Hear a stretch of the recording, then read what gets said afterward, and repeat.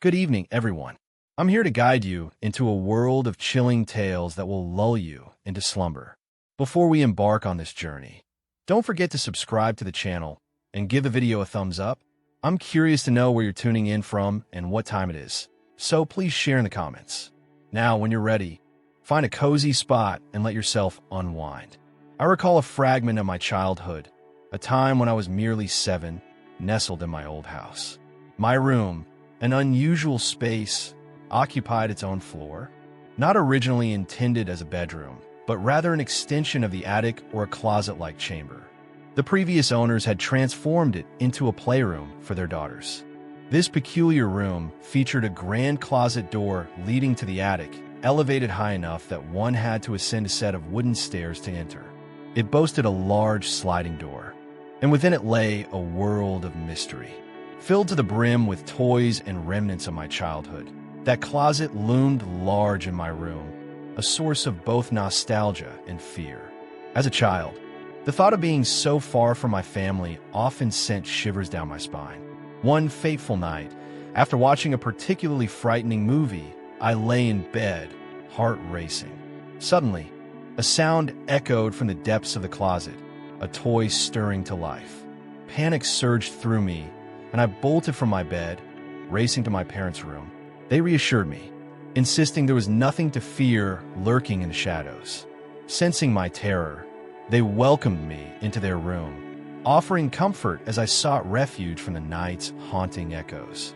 On the following night, the memory had faded until I was jolted back by the familiar sound of Legos cascading from their container, echoing from the closet. I dashed to my parents' room, breathless with urgency. My father, growing weary of my tales, finally conceded to let me stay in their room once more. The next day, my mother and I ventured to the closet, and there it was, a chaotic scatter of Legos strewn across the floor, having escaped their confines.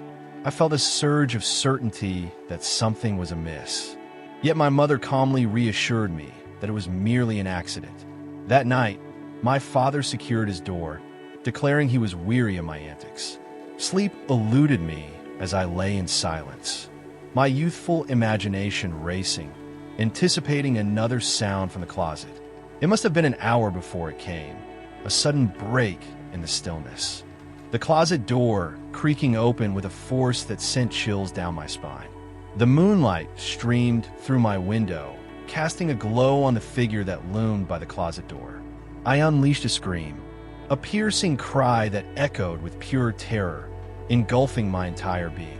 A vivid memory lingers in my mind, the figure leaping from the closet and darting out of my room, racing through the front door of my house. My mom rushed to my room, her face a mask of shock, while my dad hurried downstairs, determined to catch the intruder, but he was never successful. The police, too, were unable to apprehend the man. Fast forward to 8th grade, I embarked on a school trip known as the Louisiana Tour, exploring significant sites across South Louisiana.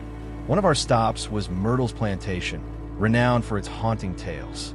In various corners of the country, tales abound, each place steeped in its own narrative. There we were, gathered in a room, part of a larger assembly, as the tour guide wove a tale I can no longer recall. Suddenly, amidst the chatter, a sound caught my attention, like the delicate strike of a piano key. Intrigued, I scanned the room for its origin, yet no piano was in sight. The sound persisted, prompting me to turn to my friends nearby and inquire if they too could hear it. They shook their heads, unaware. And then, as if to confirm my senses, the sound echoed once more, and I exclaimed, "There it is!" Once more, they must have heard it. They thought I was losing my mind. So, I returned to scanning the room, where everyone's gaze was fixed on the tour guide. Everyone, that is except for one woman. She caught my attention, pointing at me and then at her ear, her expression filled with curiosity. It dawned on me that she was inquiring if I had heard it too, and I nodded in response. At that moment, the tour guide began to weave a tale about a soldier who had met his end in that very place, a soldier who had played the piano. Many guests had claimed to hear him playing in the dead of night. Honestly, I was at a loss for what to think, Perhaps I still am. I spoke to. As we were all departing the room, the woman remarked that she had heard the very same thing as I did, though her husband and son remained oblivious to it. It was just before Halloween when my friends and I gathered to share ghost stories. One friend mentioned she would recount the tale of her parents' first date, expressing her reluctance since it was based on real events. However, we encouraged her to continue. The parents experienced a pleasant yet somewhat awkward first date, and as the evening drew to a close, the gentleman in the story prepared to say goodnight. In a quiet moment, a friend's father proposed an adventure, a midnight hike up Provo Canyon. With a history of rock climbing in the area, he felt confident as they drove to the canyon's mouth. Stepping out into the cool night, they began their ascent, guided only by the twinkling stars above, the new moon casting no light. Yet, as they ventured deeper, an unsettling feeling crept over the man. The path ahead, shrouded in darkness beneath the trees, loomed ominously, and though the hour was late, he chose to push forward, dismissing the unease that tugged at him. Moments later, the sensation returned to the man, but he brushed it aside once more and ventured deeper into the trees. As he walked, his foot struck something soft in the dimness of the path, shrouded in shadows. The feeling surged within him, more intense than before. Rather than uncovering the mystery of what lay beneath his foot, he and the woman decided to hastily retreat from the eerie scene. Years passed, and while they were comfortably settled in their marriage, they found themselves watching an interview with the notorious Ted Bundy, a chilling reminder of the darkness that sometimes lurks just beyond the light. In a moment of reflection, he recounted the night he felt the weight of fate pressing down on him. It was a chilling tale of how he had lured a girl into the depths of Provo Canyon, the air thick with tension as he took her life. Just as he thought he was alone, the sound of footsteps echoed up the trail, sending him scrambling for cover among the trees. He held his breath, watching in disbelief as a man stumbled upon the body, only to turn away as if the horror before him was merely a figment of his imagination. Meanwhile, in a different world, my school's library stands open until the early hours, a sanctuary for those like me who leave their essays to the last minute, a small building filled with the whispers of urgency and desperation. In the heart of the library, the basement area, known as the Stacks, holds a treasure trove of books. Picture this: grand main stairs leading down into the depths, flanked by a vending machine room and a long, inviting hallway that opens up to 4 entrances into the Stacks. These 2 expansive rooms, positioned on either side of the hallway, are filled to the brim with towering bookshelves and cozy study desks nestled against the walls. It was around 11 p.m. when I found myself wandering through this literary haven. Last year, I found myself immersed in a research-intensive essay, nestled in the stacks at one of the study desks to avoid the endless trek up and down the stairs. After about 2 hours, the space around me had emptied, leaving only a boy a few desks away. By that time, I was completely zoned out, the clock reading 8 a.m. The deadline loomed closer, and anxiety gripped me tightly. Frustration bubbled within as I heard the unmistakable sound of pages being flipped rapidly, each whip echoing through the room like an unwelcome distraction. I tried to brush it off, hoping the noise would fade, but it persisted, relentless. After 5 minutes of this torment, I could no longer contain my irritation and began to stride over, ready to confront the source. Just as I took my 3rd step, the noise abruptly ceased. I returned to my seat, relief washing over me, but the silence was short-lived, lasting only a mere 10 minutes before the chaos threatened to return.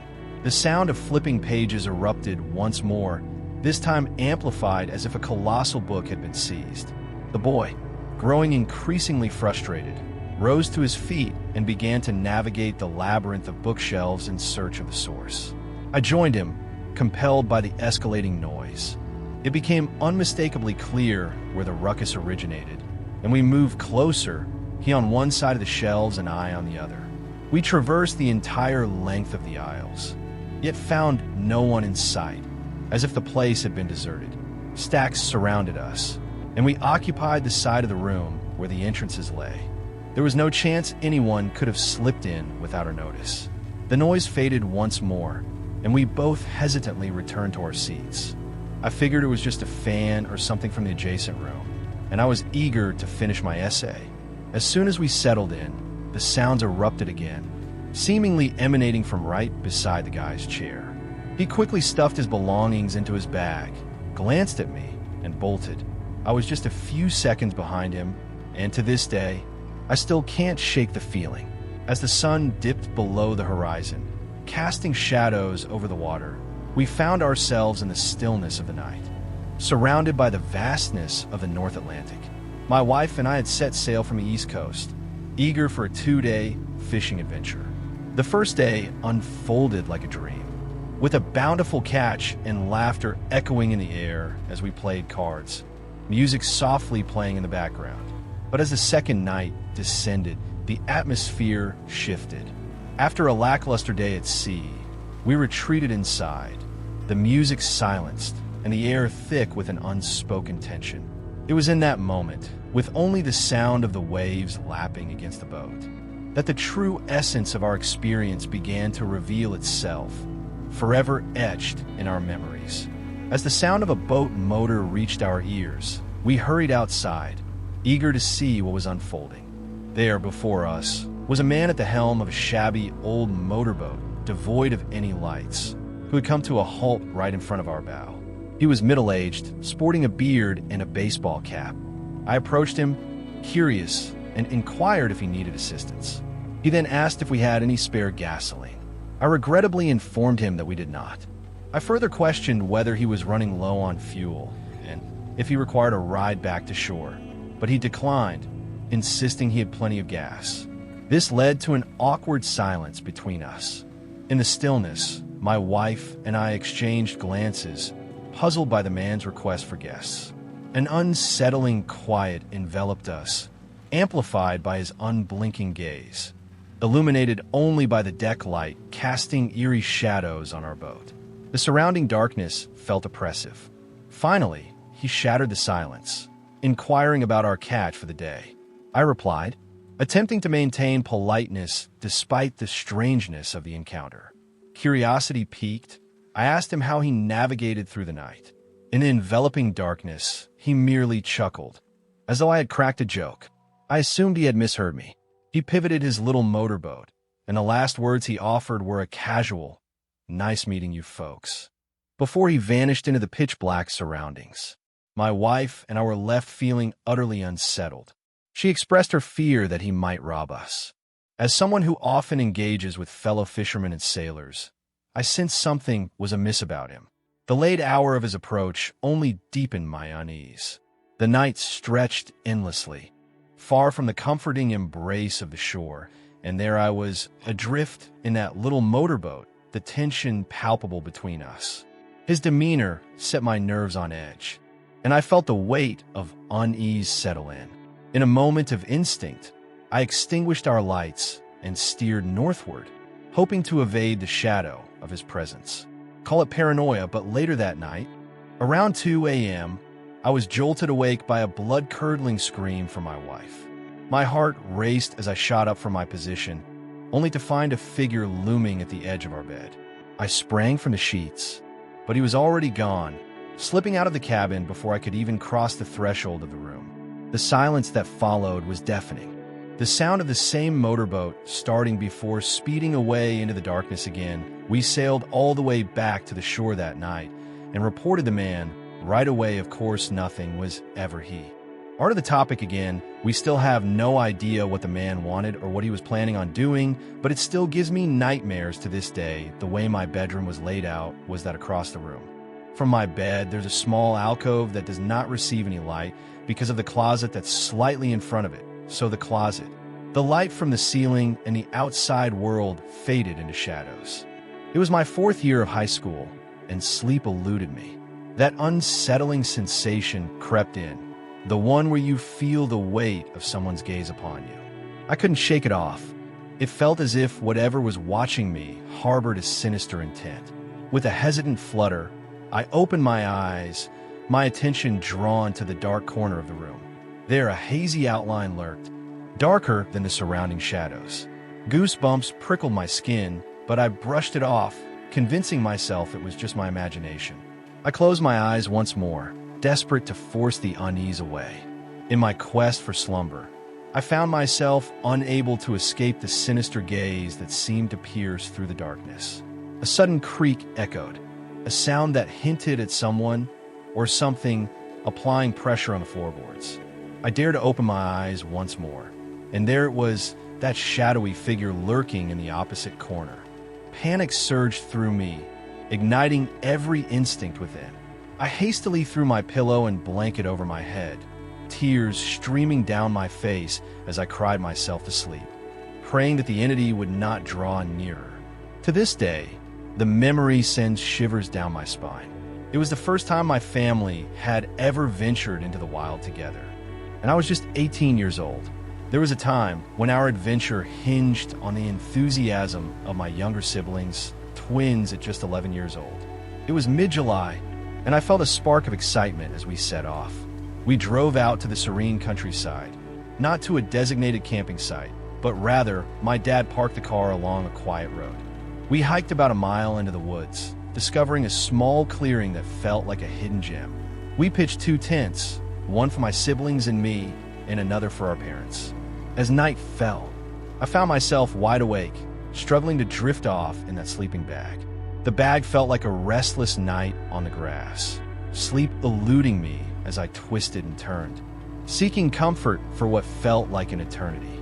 My little brother and sister were deep in slumber, their peaceful breaths a stark contrast to my wakefulness. Suddenly, the unmistakable sound of the tent zipper broke the stillness. I glanced up, catching a glimpse of a head peering in, shrouded in shadows. "Dad!"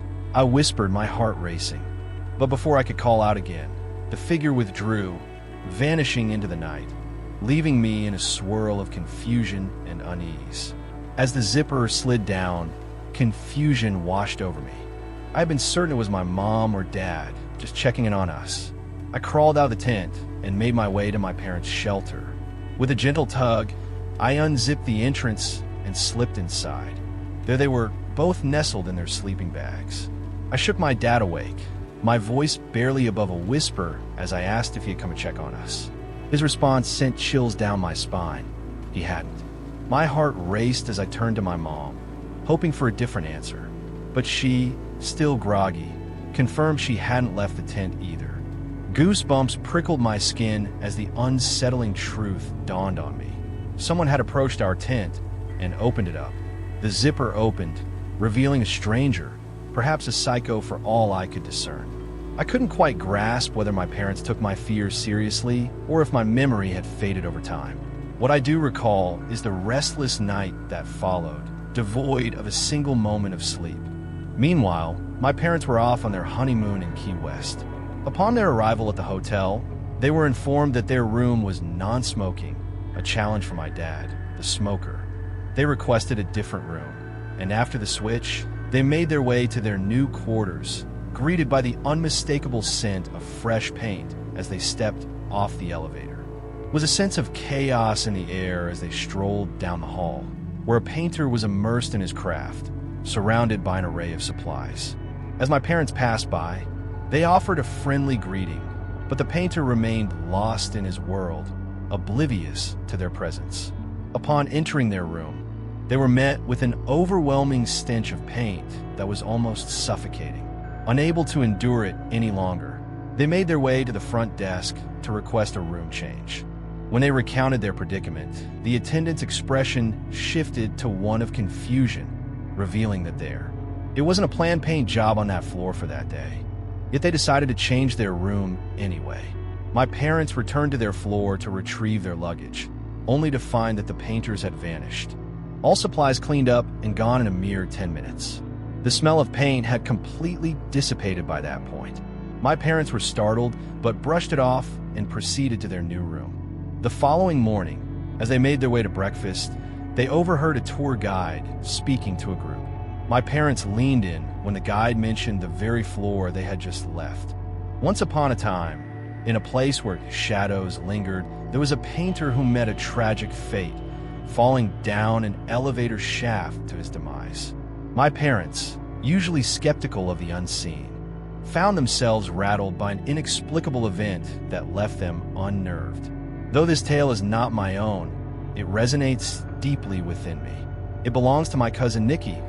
On a fateful Friday at the stroke of 1 a.m., was engaged in a conversation on Skype with his girlfriend, Sam. The air was thick with anticipation, and the night held secrets waiting to be unveiled. On that night, she invited him to come over and spend the night, but he hesitated to make the drive so late. As their conversation flowed, Nikki's gaze drifted to the closet door behind Sam, which had opened just a crack.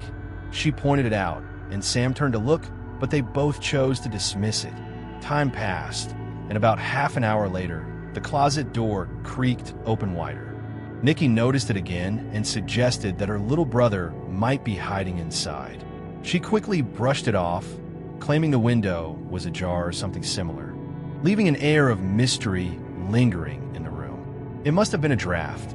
About half an hour later, the closet door swung wide open, and someone emerged from the shadows of Sam's bedroom. Sam appeared oblivious, but Nikki was jolted by the sight.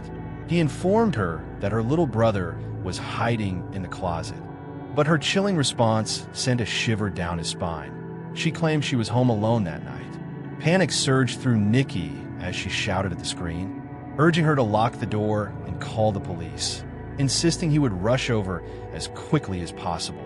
Sam just began to grasp the gravity of her predicament as she turned to see the closet door wide open. Panic surged through her, and she dashed to her doorway, unleashing a scream that pierced the silence before she slammed the door shut and locked it tight. Nikki raced over, urgency fueling his every move as he dialed the police. Upon his arrival, he found the front door ajar and rushed into the house, heading straight for Sam's room. He knocked gently, calling out to her, but silence greeted him in return. When the police finally arrived, they forced the door open, revealing her huddled in the corner, lost in a state of shock. She later recounted to the police how she had encountered someone standing right at her doorway before she hastily shut the door. It was a dark and stormy night, the kind that thrilled me with its thunder and lightning. I was staying up late, lost in the world of movies. My dad was away, working the night shift, leaving me alone in the house. After watching Forrest Gump for what felt like the 100th time, I settled into the eerie ambience of the storm outside. At the stroke of 2 a.m., I made my decision. It was a perfect moment to drift into slumber, especially with the soothing symphony of a thunderstorm playing in the background. I found such joy in the rhythmic patter of rain against the window. But then, a jarring sound broke through the melody, something striking the glass. It wasn't the rain, it was something else entirely, dismissing it as a mere figment of the storm's chaos. I nestled my head back down, yet moments later, the noise returned, more distinct this time, a rock colliding with the window. My heart raced at the realization. It couldn't be my dad. He would surely call us something were amiss. And then another rock hit the window, the bed, my heart racing as I felt the weight of the world outside pressing against the glass. I hesitated, torn between curiosity and fear, knowing that whoever was out there was aware of my presence. The TV had just flickered off, leaving the room in a heavy silence, broken only by the relentless thud of rocks against the window.